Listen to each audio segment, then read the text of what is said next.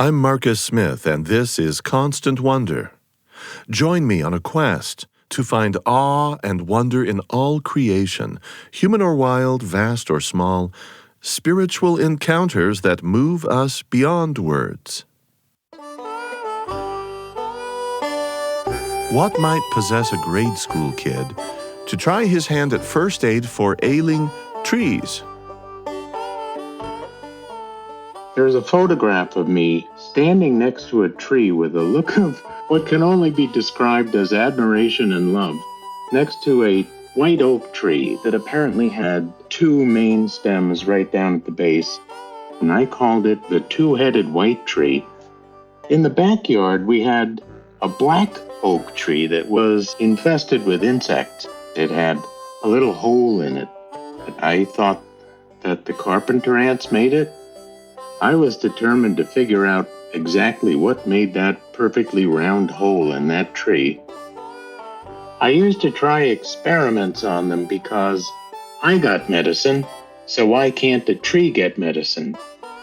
I so anthropomorphized these things, I would bring out a household chemical like hydrogen peroxide, mix it with water, and pour it on the roots of that two-headed white tree because it kills germs when Mom puts it on a cut. So why shouldn't it kill germs that are trying to invade this tree? I don't recall this, but it wouldn't surprise me if I put something like antibiotics on it or a little A&D ointment, something like that. Yeah, it's something that just fascinated me all through when I was a kid. I don't know what it was about me and trees. Emmett Hoops is a grade school teacher in upstate New York. One of Emmett's lifelong passions has been to help trees, but most particularly, to help restore the American chestnut tree. He knows the history of this tree. Over 4 decades, from 1904 to the mid-1940s, a deadly fungus nearly killed off the American variety of chestnut. Chestnut blight, the villain, was a stowaway crossing the Pacific Ocean on imported ornamental chestnut trees from China and Japan, leaving only scattered survivors of the vulnerable American chestnut tree still clinging to life. It bothered me when I was little, and it's bothered me all my life. I'm 64 now. I never, ever lost that sense. We still have a chance to undo an historic wrong. This is something I've been waiting for since I'm 7 years old. The American chestnut thrived in the Appalachian Mountains and adjacent regions from Alabama to Maine. They were massive, the redwoods of the East, towering over 10 stories tall. This variety of tree, with its lumber and most importantly with its prolific and nutritious nut crop, was woven into the very fabric of existence for countless wildlife species, and a species not so wild, millions of humans. In parts of the eastern forests, 1 out of 4 trees was an American chestnut. 1 out of 4 trees in West Virginia and Pennsylvania and central New York. It's not just a tree. It's the source of food. 80% of the food in the forest. 80%. What happened to the animals in the forest, in those parts of the country where the chestnut was the dominant tree species? 4 species of moth disappeared at the same time as the chestnut. And this just blew me away. I thought, how much food has disappeared because of this tree? If I know anything about the people who get involved in tree conservation, it's these 2 things above all else. Number 1, they're patient. Number 2, they're passionate. In this episode of Constant Wonder, we turn our sights on American chestnut trees, the people who love them, the scientists who study them, and the daunting challenge of restoring them. It shouldn't be hard for any of us to fall in love with the American species of chestnut. It's a marvelous natural phenomenon, kind of a rock star. If the ancient Israelites, rather than collecting the miracle of manna from up off the ground, had been able to gather up American chestnuts, well, the whole golden calf scene might have been avoided. Emmett Hoops vividly remembers the first time he saw an ailing American elm and also on that same day, a dead American chestnut tree. His family had been attending church while on vacation in a tiny Appalachian town on the Greenbrier River. It was a hot Sunday, and it was Ronceverte, West Virginia. And we'll never forget that it was Ronceverte, West Virginia, because back in the 60s, there was this AM radio station and an announcer who kept saying where the station was located. He had a very deep voice, and he would say, "Welcome to Ronceverte, West Virginia." It was so hot in the church, and I was a restless little kid. I was 6 or 7 at that time. And I came out, and an American elm by the sidewalk was clearly not doing well. It had crispy brown leaves, yellow leaves. I can still see this tree. It was a fairly young American elm. I had no idea what was wrong with it, and my father came out from church to check on me, make sure I wasn't running across the road. Well, he could have trusted me if there was a tree there to stare at. So I had this pencil, and I was chipping away at the bark on this tree to try to find some insect that was the cause of this tree's illness. I thought that if I could find the one bug that was causing this tree problems, that I could remove that bug and the tree would be healthy again. Well, I was unable to find one. Church was over, my father comes out and he points down a little further. There was another elm tree that was healthy. And he explained about Dutch elm disease and how the healthy tree was eventually going to get sick as well because it was right next to a diseased tree. And I remember thinking trees can catch a disease the way people can catch a disease. If you're near somebody who's sneezing, you might get a cold. Emmett's father seems to have been in the know, not only about the identity of these native elm trees, but about what was wiping them out. And then he pointed to another arboreal tragedy nearby, a different species altogether with its own specific disease. This one not merely sick, but dead. There was the hulk of an American chestnut, big and white. It had no bark on it at all. It looked like a telephone pole. My father said that was a chestnut tree.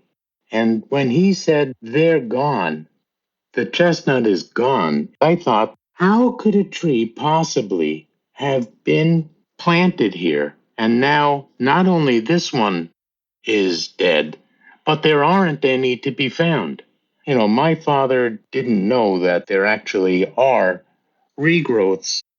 He thought that they were just absolutely extinct. It's likely you remember Miracle Max from The Princess Bride. Working to revive the hero Wesley with a chocolate-coated miracle pill, Max draws a distinction between being dead and only mostly dead. This is how things have gone with the American chestnut tree. The species is not fully extinct. Trees here and there are only functionally extinct, with roots still alive. Yes, the mammoth tree specimens that once towered over Appalachian forests are no longer there, conspicuous as before. But stunted living remnants are scattered, which means that the population of trees out in nature is still clinging to life. If you go into the forest, you'll find American chestnuts. They look like rhododendrons, which grow about maybe 15 feet high, and they become very bushy instead of growing straight up. These scattered survivors usually die back, not die off, mind you, only die back, before they're old enough to bear fruit. It's a tenuous kind of persistence, with new shoots growing from old stumps, and it's a process that may not last indefinitely. These younger shoots are not quite as vulnerable as the older growth of many years. This is a crucial point. It means that still today there is vital genetic material to be found scattered about through the woods. Only mostly dead, as Miracle Max would say. If you tell a 7-year-old that something is extinct, you're thinking, this is a dinosaur, and if I can find out what's wrong, this thing isn't so far back in history that I can't save it. I wanted to find other American chestnuts that were sick so I could find the thing that was responsible for it. If these noble trees could grow 10 stories tall, that's somewhere in the neighborhood of 100 to 130 feet tall. Not nearly as wide, though, less than 20 feet across at the canopy's greatest width. Use those numbers to imagine the trunk. Straight-grained, very long and erect, well suited for splitting and milling into planks of lumber, fence posts, shingles. The wood was also particularly rot-resistant, highly favored for making furniture. It's hard to overstate how central the American chestnut tree once was in the lives of those who lived under its branches. It's also hard to overstate how ubiquitous they were. Now, this next holler around the curve, there's a place up in there, chestnuts, and there wasn't nothing but chestnuts, but a whole mountainside there full of chestnuts, just mostly chestnut trees. And they called that the Chestnut Flat. All of these ridges and the mountains were covered with chestnut trees. They were up the tallest trees around. I'm satisfied will grow 100 feet in height. And they were just huge at the ground. Some of them as much as 7 feet in diameter. Old people had a saying that when the chestnuts bloomed, they'd say the snow was in the mountain. They could see them white blooms on the trees from anywhere around here. And they grow so thick that it looked like a field of corn or something. They were real plentiful.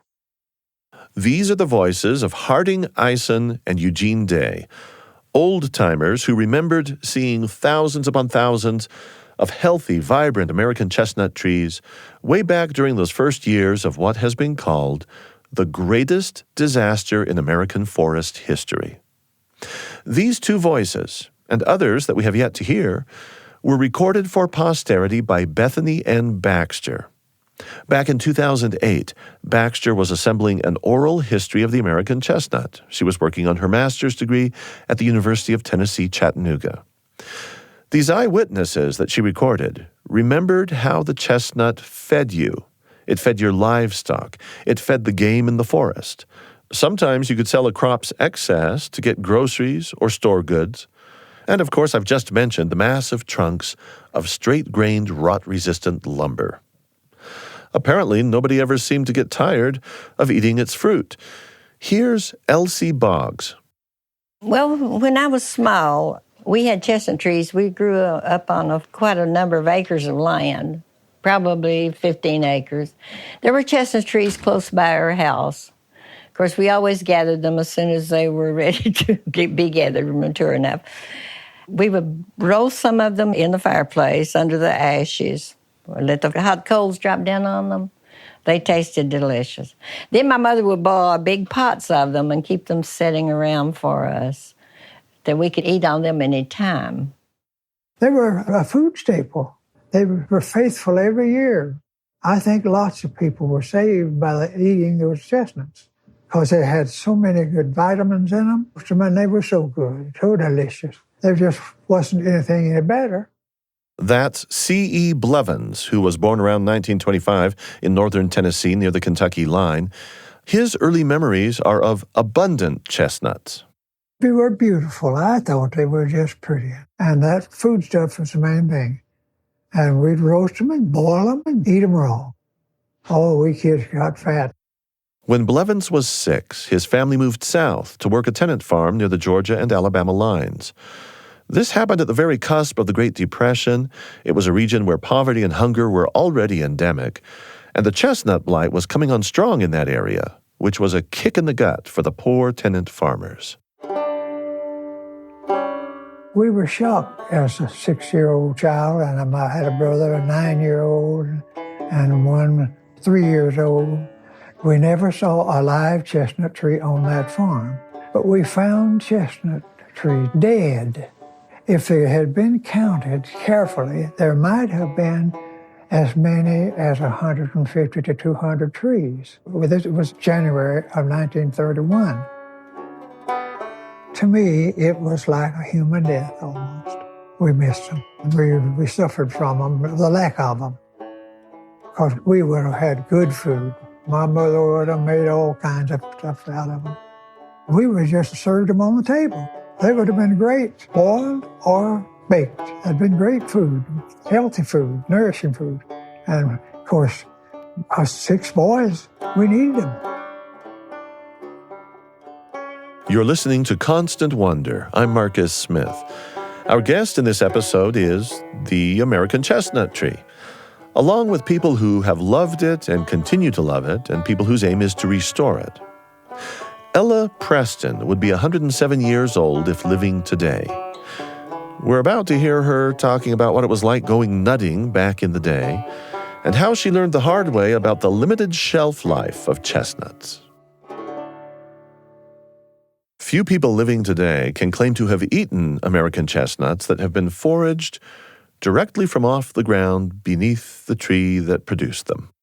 My name is Ella Preston, and I was born November 26, 1916, and I will be 92 years old in December.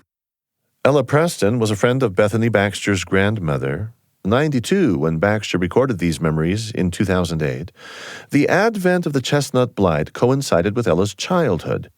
When she was only 5, her family moved to a new home, and her earliest memories there include harvesting the bounty of dead American chestnut trees.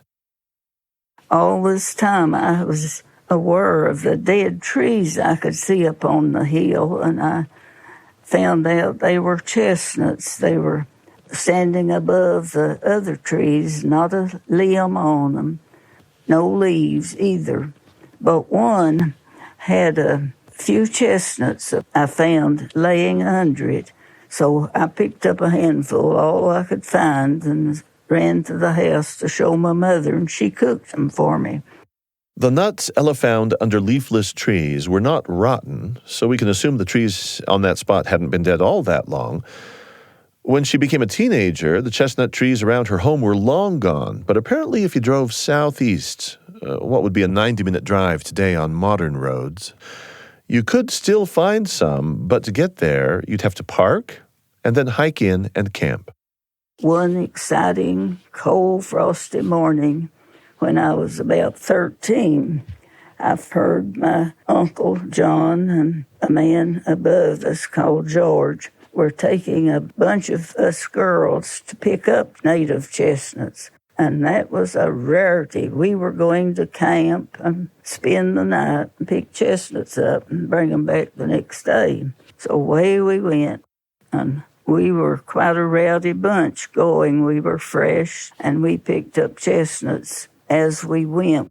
When we got over across Pine Mountain on the other side to a branch they call Bad Branch, and by then it was getting late, so we looked for a place to camp. And George had lived in that area when he was first married, so he could pretty well tell us where to go. And we found a nice big cliff, built us a bonfire, broiled our meat, and had a hilarious supper. Of course, by dark we were ready to go to bed. We fixed us a bed, and these 2 men were pretty good singers, and they started singing old-time songs, and they made that valley ring. They sang so loud, and they sang us all to sleep. I see a lost man, hungry and cold. How did he get there? Oh, searching for gold. We ate breakfast and started picking up chestnuts in earnest next morning, and George knew just where to take us, and he found all the chestnuts, and I really worked and picked up. When the day was getting pretty late, we had to start home because we had nearly 5 miles, I guess, to walk, and I had so many chestnuts couldn't carry them. So George was sorry for me, and he put him on that horse and carried him home. Next day, my father had to go up to George's home and get my chestnuts. So he brought them home, and my mother put them in the closet up next to the chimney. Time passed. I was in school, and they were busy with the farm work. My mother would say, I saw some little white worms crawling around. Wonder where they come from. So I didn't know. Every day for about a week, she had mentioned something about seeing the worms. Finally, it dawned on her what had happened. And those chestnuts had exploded into all a million, seemed like worms. They had all the eggs had hatched in them where it was warm, and they hadn't done anything to stop it. So that ended my native chestnut hunt. They had to throw all my chestnuts away. In case you were wondering, yes, worms and insects infest nut crops just like they do fruit crops. Eating those worms, along with the nut meat, isn't likely to kill you, but I don't know many people who would want to. I wouldn't, and Ella's family didn't. But the really unexpected moment for me in Ella Preston's memories was her casual aside about squirrels tasting a little yummier for having plumped themselves on the right kind of diet. I don't know if you've ever hunted squirrels for food, but most folks are just as unlikely to eat squirrels as nutworms. And in the mountains, gray squirrels is something they hunt. And if a gray squirrel eats chestnuts or hazelnuts or beech nuts, their flesh is much sweeter than one that just lives on whatever they find, hickory nuts or anything. I wish I could say that I'm a full 6 degrees of separation from folk who've eaten squirrel. I took the matter to my wife, who is from Appalachia. Sarah tells me that I'm probably only 3 degrees away. But she was also quick to add, it's no actual blood relation, but someone her father once knew. Putting aside value judgments about culture and dietary preferences, impoverished populations throughout history find that manna from heaven might come in nearly any shape or size. Ella wasn't talking up squirrel hunting as a sport, and maybe gray squirrels do taste better for the chestnuts. This is actually the perfect time now to mention hogs, and here's how I'll do it. The country's chestnuts bloomed in June, so the trees dodged late frosts and produced every year. Many other nut crops are vulnerable to late frosts or for other reasons don't produce reliably or abundantly every year. So you can see how with massive annual chestnut harvests, just about every strand along the web of life might prosper, and the hogs of Appalachia got in on the bounty. Hogs was crazy over chestnut. When we was getting them in the little chestnut orchard, you'd have to go at daylight to beat the hogs. Or they'd get there and get them, or if you went and thrashed them out with something to pick them up, some of us would have to keep the hogs, shoot off, for they would go in and get them. They loved them. Bethany Baxter's interviews for her oral history project offer lots of confirmation that in the old times, hogs and chestnuts went together like PB&J. Here's an old-timer named Lee Sexton. People used to turn their cattle and hogs and sheep and everything out in the mountain. My grandfather, he lived just across the creek here, right over there. I guess he had 25 or 30 hogs. If you don't already know it, I'll tell you now that Lee Sexton was a Kentucky banjo legend.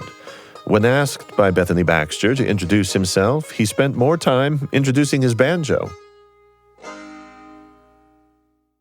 My name's Lee Sexton, and I live on the old farm here that I was born and raised on, and that's my old home right down there I was born in. And I'm 80 years old, and I've been playing banjo 73 years. And I've still got the same banjo that I learned to play on. Fretless, wooden screwed, and it had a groundhog hide on it. I gave $1 for it. My grandfather he lived just across the creek here, right over there. I guess he had 25 or 30 hogs. He would fatten them hogs. They would get fat on chestnuts and acorns. Whenever he wanted one to kill, he'd just step up there at the barn and start calling his hogs. I might be only 2 degrees of separation from hogs that fattened up on wild chestnuts in the West Virginia hills. My wife's great-grandfather knew how to butcher a hog. Suffice it to say, when it comes to hogs that if learning by experience is one measure of intelligence, the hogs Lee Sexton was talking about might not have been as smart as these animals are cracked up to be. And when humans weren't eating chestnuts, or making lumber from the durable wood, or turning their hogs loose to forage under the trees, or eating the squirrels, deer, or wild turkey that devoured the nuts, well, these people might just gather them up to sell or trade. The market for chestnuts wasn't limited to Appalachia. Here's a newspaper essay about the annual chestnut harvesting tradition of central Connecticut. The date of this article was November 8th, 1894. The mountains of Connecticut are covered with vast forests of chestnut trees. The harvest is gathered year after year. After the second or third heavy frost, there is a family exodus to the woods. Chestnut gatherers are out in the woods at 5 o'clock in the morning and remain there till almost dark. The big boys, or the men, climb the trees and shake the limbs, standing as far out as they dare, and then, by holding to a limb overhead, they stamp up and down. The limb springs back with a snap, and the chestnuts come down through the leaves like a shower of hailstones. No attempt is made to gather the nuts while the tree is being shaken. The members of the party stand off at a respectful distance and look on. They're afraid of the keen, pointed burrs falling on the face, neck, and hands. After the tree has been shaken, one of the boys rakes up the leaves and the burrs, and the place is well cleared. Then the chestnut gatherers work along the ground on their knees.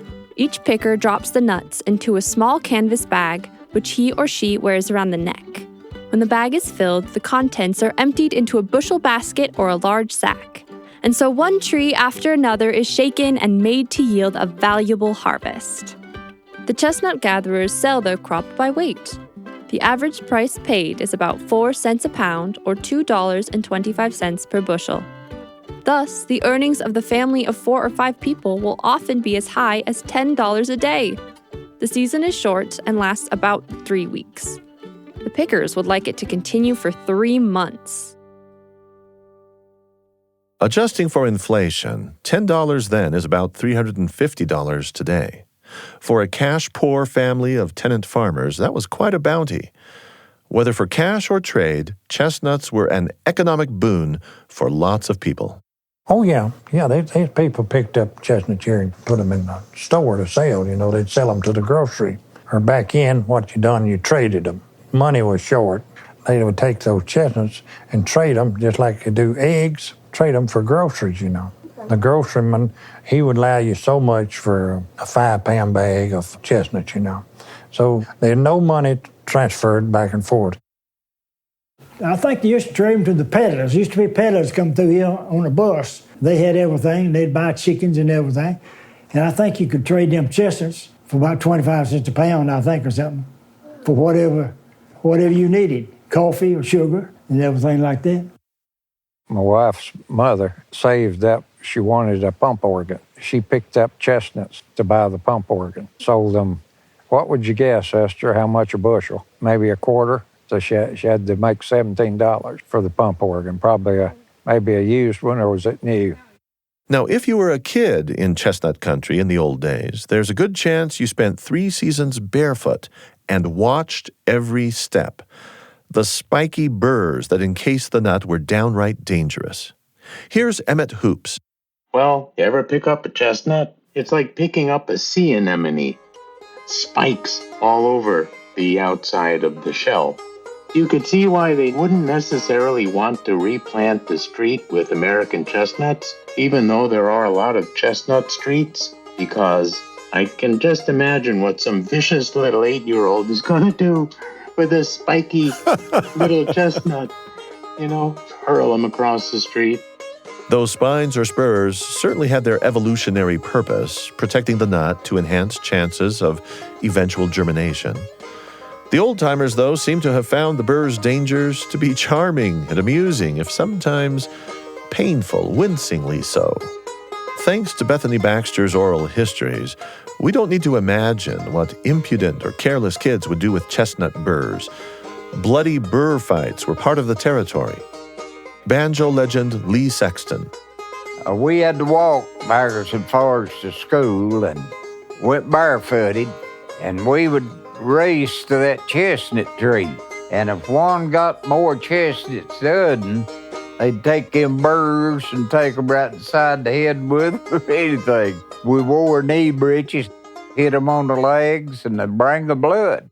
Those kids must have been pretty tough, and some boys prided themselves in proving it. I went barefooted and got so that I could stomp chestnut burrs with my heel. And, of course, it's partly showing off at school. We had a ball field out there, and the left field was where the chestnut trees were. And that's generally where I played because a lot of the kids didn't, around those chestnut burrs, they never were picked up on the school ground, one year to the next. Well, there's always burrs down there. If somebody come around to look at me, I might stomp one to show off. So what happens if a chestnut burr should happen to fall on your head from, 10 stories up? According to Lee Sexton, this wasn't hypothetical, and he had a story to illustrate why. And there's an old preacher by the name of Far-Eating Jim Caudle. He'd come to church, and he'd have on overalls like I've got on, barefooted, his breechy legs rolled up, just below his knees, and his ankles and legs would be just as rusty, he never washed, and top of his head he didn't have no hair, and you could see the dirt right in the top of his head. But boy, he could preach it. He's making prayer up there, and there's 3 big chestnut trees there. And one of them big burrs fell out of that chestnut tree and whacked him right on top of the head. The blood spun out of the top of his head. And he never let up. He just kept making prayer and wiping that blood. Chestnut blight was first noted in New York City in 1904. No one had had the slightest inkling that importing foreign chestnuts could do any harm. The business of America being business, for a handful of entrepreneurs in New Jersey, their business was to produce really big chestnuts. On April 9th, 1892, the Jamesburg Record notes that the Mammoth Chestnut Company, based in Camden, New Jersey, was setting out to make millions with giant new hybrids. The company owns a natural chestnut grove containing 350 acres in Camden County, the prettiest and most productive piece of chestnut timber in the United States. We have had the entire tract cleared and the chestnut trees cut off a few feet above the ground, says Wooster. The wood we obtained more than paid for the expense. Now we have men working on grafting slips from the Japanese chestnut trees to the stumps, and in 2 years we'll be picking up nuts as big as this. And here Mr. Wooster pulled out a mammoth Japanese chestnut that measured 6.5 inches in circumference from his pocket to illustrate. You see, continued Mr. Wooster, there are now many improved kinds of chestnuts, but the largest of all is the Japanese, and they have been cultivating their chestnuts for centuries and have almost reached perfection. American chestnuts, however, have never been cultivated, and we propose to perfect the Japanese chestnut by the grafting process, which will introduce all the sweetness and flavor of the wild American nut. The advantage of the Japanese nut is that it bears 2 or 3 weeks earlier than any other chestnut, and we will thus get into market when the fruit is scarce and get the cream of the prices. 1892, the year of that article's publication, was 12 years before anybody noticed the blight.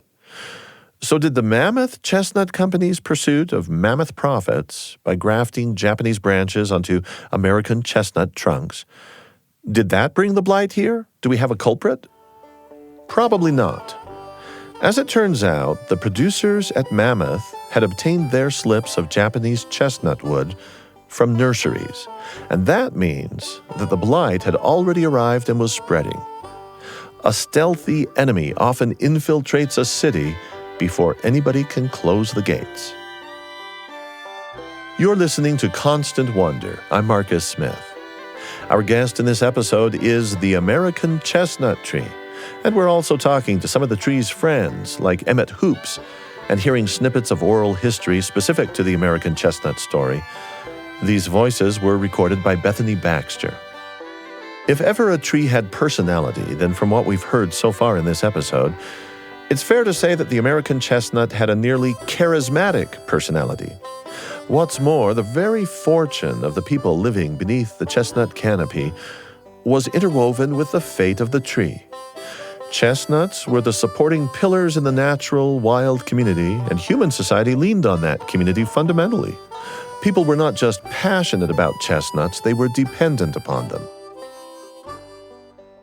We're going to return next to Emmett Hoops to expand our sense for his life journey linked to this tree, and we're going to hear how he discovered something of a spiritual home with a group of American chestnut enthusiasts. And we'll even hear how his elementary students have turned their attention to the grand hope of restoration of this species, hoping to do it before the door of possibility closes. I'm Marcus Smith, and this is Constant Wonder. Emmett Hoops was only 7 years old when he first fancied himself a rescuer of trees.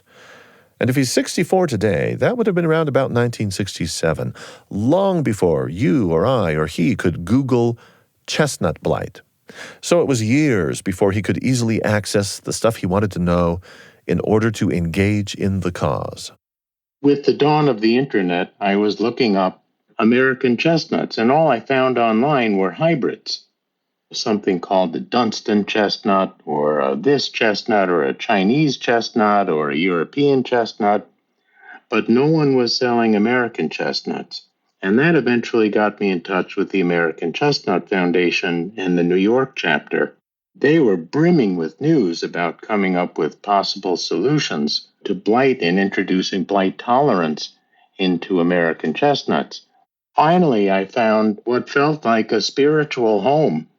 I've been involved with the American Chestnut Foundation's New York chapter ever since. Emmett is currently director for District 5 of the New York chapter of the American Chestnut Foundation, which covers much of the northeastern part of his state. He's also vice president for outreach for the New York chapter. The New York chapter is affiliated with the State University of New York School of Environmental Science and Forestry, SUNY ESF. We have had a very productive partnership with SUNY ESF that we hope to continue in the future. Emmett himself is not a professional trained scientist, but as you might expect from someone with a lifelong passion for the American chestnut tree, he's well read on the topic, incredibly well informed. You can't entirely filter out all of the characteristics of a Chinese chestnut when you are making a hybrid. You're always bringing a whole bunch of genetic information rather than one or two specific genes that are adapted for a specific purpose. If we have the wild American chestnut up there as the platonic ideal, I don't think we're going to approach that ideal with hybrids, probably ever. So I think that the real choice is between just waiting for the immune system to adapt or helping it along by finding an American plant that already coexists in the environment and extracting the gene responsible for blight tolerance in that plant and putting it into a chestnut. As it happens, some other plants in North America, such as the red oak and American red wheat, both have a gene that, if you put it into another organism, confers blight tolerance. Well, if you put it into a chestnut, you have a blight-tolerant chestnut. It's a lot more complicated than just doing that, or everybody would be doing it, but it seems like a really promising avenue, and that's the one that I am supporting. Now, some people think that that creates all kinds of new hazards. I am not among that group, but I think that that is the most promising way to go forth. As Emmett Hoops waits for geneticists to succeed in producing blight-resistant American chestnut trees, he's quick to say we ought to still be planting traditional, unmodified American chestnuts, even if most of these will die back. This is simply to make the range of genetic diversity as wide as possible. So planting nuts from surviving wild American chestnuts is an important safeguard for maintaining the species overall. And when it comes to evangelizing about spreading the trees, Emmett has a rapt audience in the elementary students he teaches.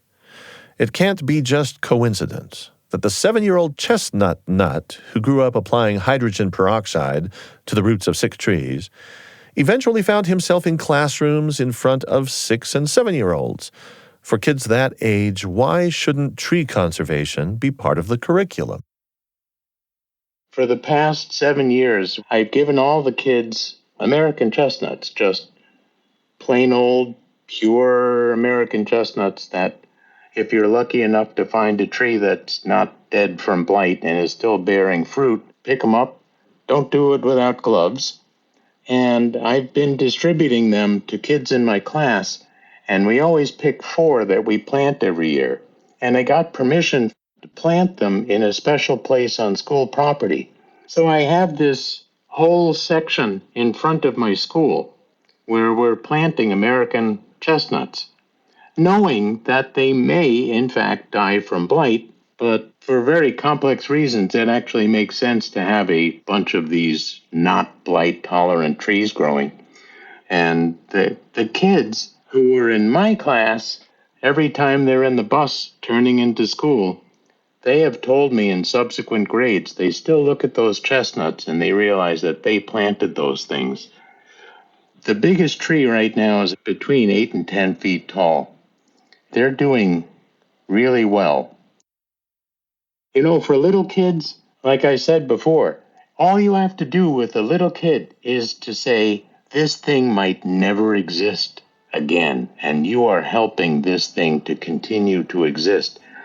They may as well be dealing with a T-Rex or a Brontosaurus, something that is already gone that they didn't have a chance to help.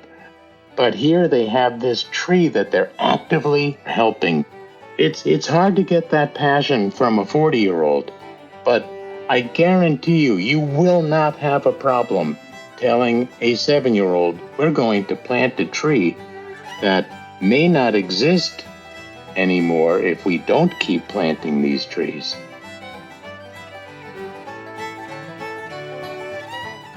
You've been listening to Constant Wonder. The American chestnut tree has been our leading actor in this episode, with supporting roles taken up by a number of humans.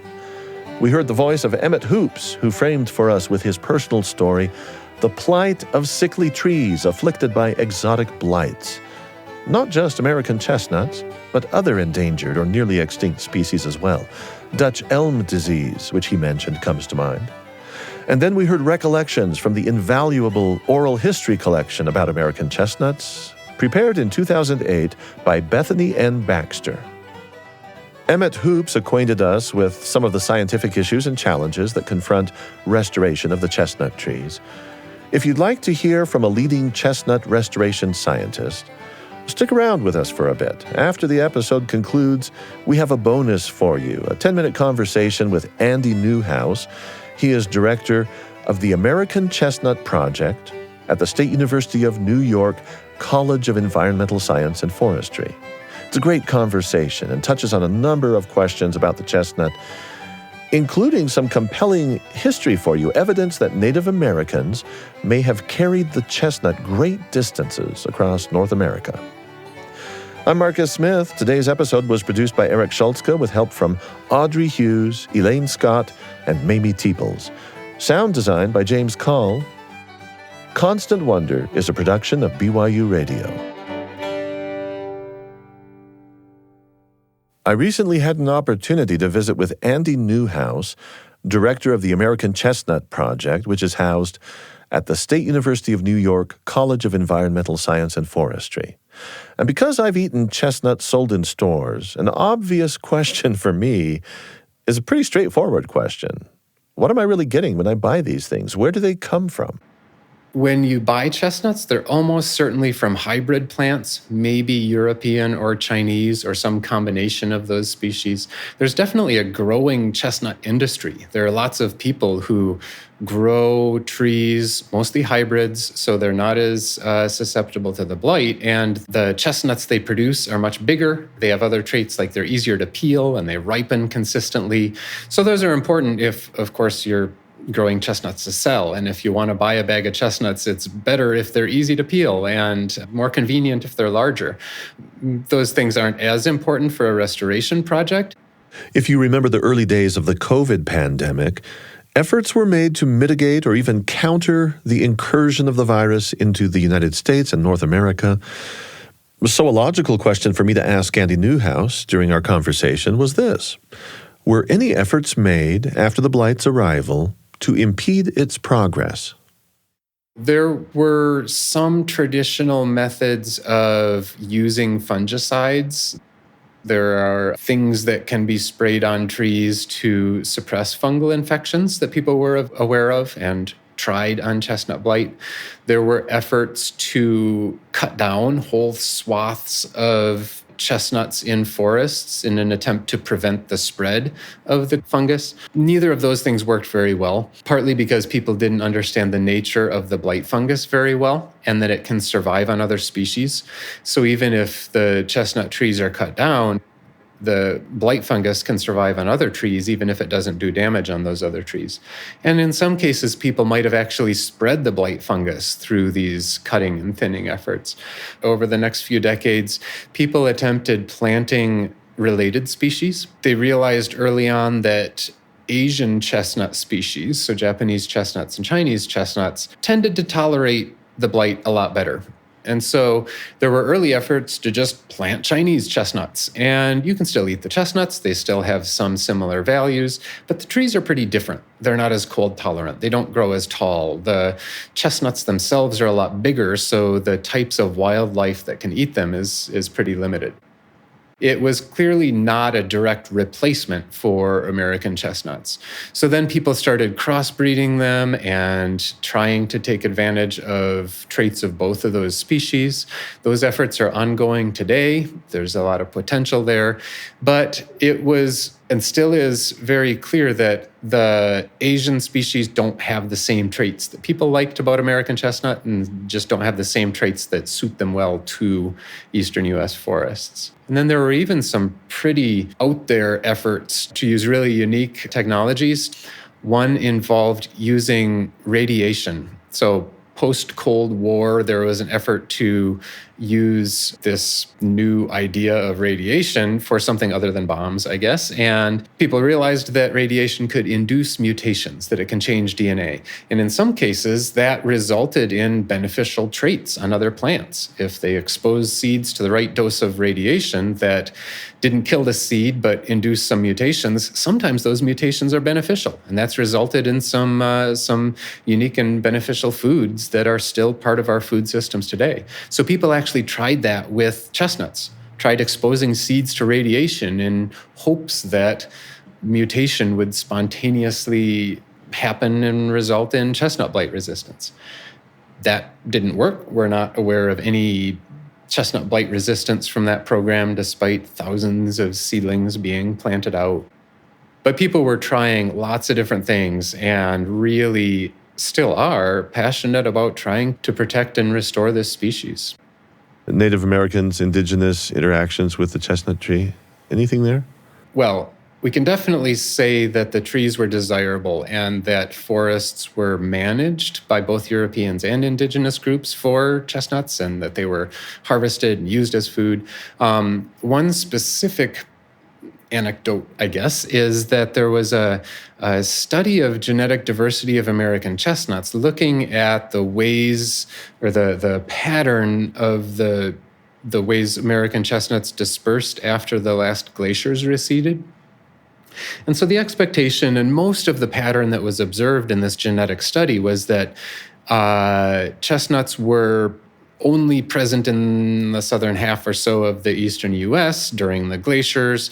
And then after the glaciers receded, they kind of slowly moved north. Chestnuts dispersed more slowly than some of the other tree species, but they got to New England and the northern part of the range at least a couple thousand years ago. But then there was this one population of chestnuts in southern Ontario that seemed to match chestnuts from the Carolinas more closely than it matched nearby chestnut populations.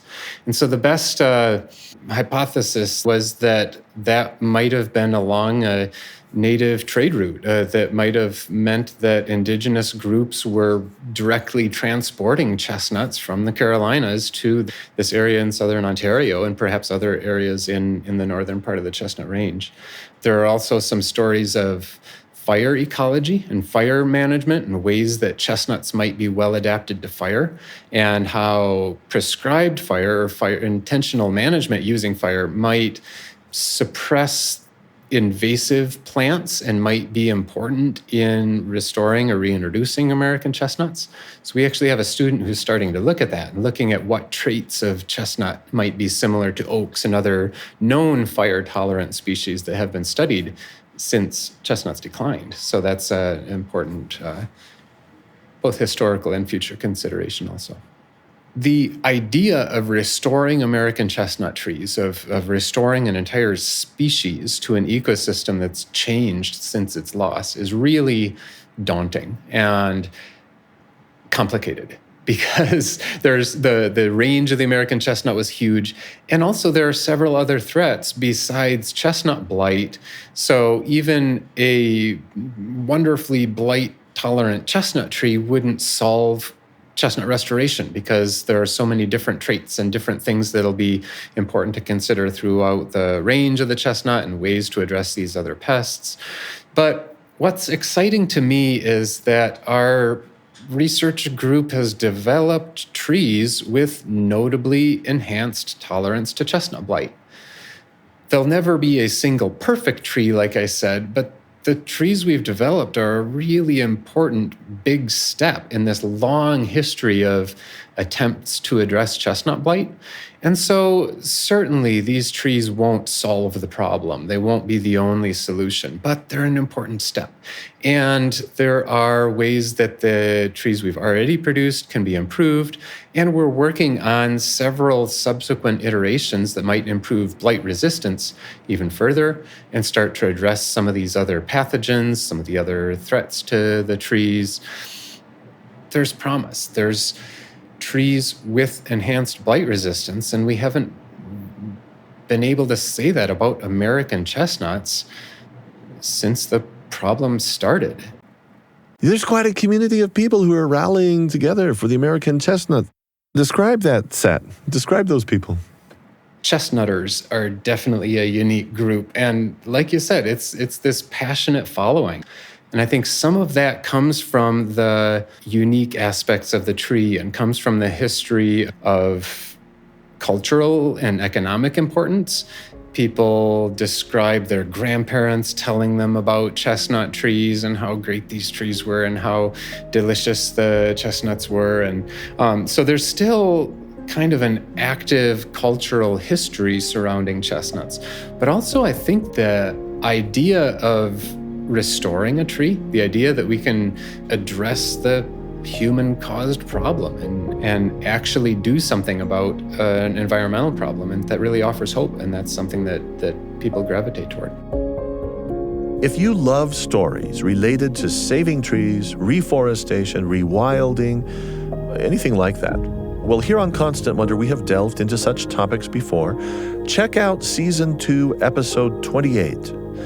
There you can hear Australian Tony Renato discovering for himself the power of tree roots to revegetate and restore vast degraded tracts of land in West Africa and elsewhere around the world. Or you might want to come to byuradio.org. Just search this name, Isabella Tree. Yes, that's her last name actually, Tree, Isabella Tree. And you'll hear an inspiring story of rewilding hundreds of acres in southern England. And if you enjoy what we bring to you here on Constant Wonder, please leave us a 5-star rating and a favorable review on your favorite podcast platform. I'm Marcus Smith. Thanks for listening.